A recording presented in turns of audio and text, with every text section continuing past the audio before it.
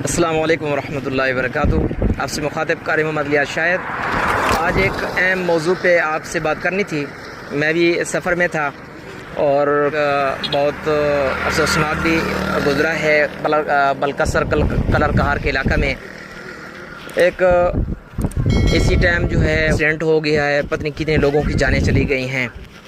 اور میرا پیغام یہ ہے کہ جتنے بھی لوگ سفر کرتے ہیں دوران سفر، کیونکہ آپ علیہ الصلوۃ والسلام کی حدیث کا مفہوم ہے کہ سفر بھی ایک عذابوں میں سے ایک عذاب ہے، تو لہٰذا باقی بھی زندگی بھی ہم نے خیال کے ساتھ گزارنی ہے، کیونکہ موت کا نہیں پتہ۔ لیکن یہ ہے کہ دوران سفر ہم نے میوزک نہیں سننی، دوران سفر ہم نے دنیا سے غافل نہیں ہونا، کیونکہ ہو سکتا ہے کہ کتنے لوگ میوزک سن رہے ہوں گے اور ان میوزک سنتے ہوئے اگر ان کی روح قبض ہو گئی، تو آپ علیہ الصلوۃ والسلام نے فرمایا کہ جس حالت میں انسان کی موت آتی ہے اسی حالت کے اندر اس کو اٹھایا جائے گا۔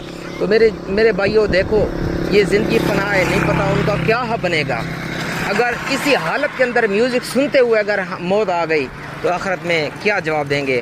لہٰذا آخرت کی تیاری کریں، سفر کے اندر اپنا خیال رکھیں، اپنے دوستوں کا خیال کریں، اہل و عیال کا خیال کریں، اور خصوصاً دعا پڑھیں، سبحان الذی سخر لنا ھذا وما کنا لہ مقرنین وانا الی ربنا لمنقلبون، اور آیت الکرسی پڑھا کریں، اور اس کے علاوہ وما قدر اللہ حق قدرہ یہ بھی پڑھ لیا کریں۔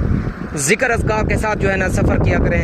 ہو سکتا ہے اگر آپ کی موت آ گئی اس دوران اگر آپ کی زبان پہ ذکر ہوگا تو انشاءاللہ جنت آپ کی پکی، زندگی باقی، ملاقات باقی۔ والسلام۔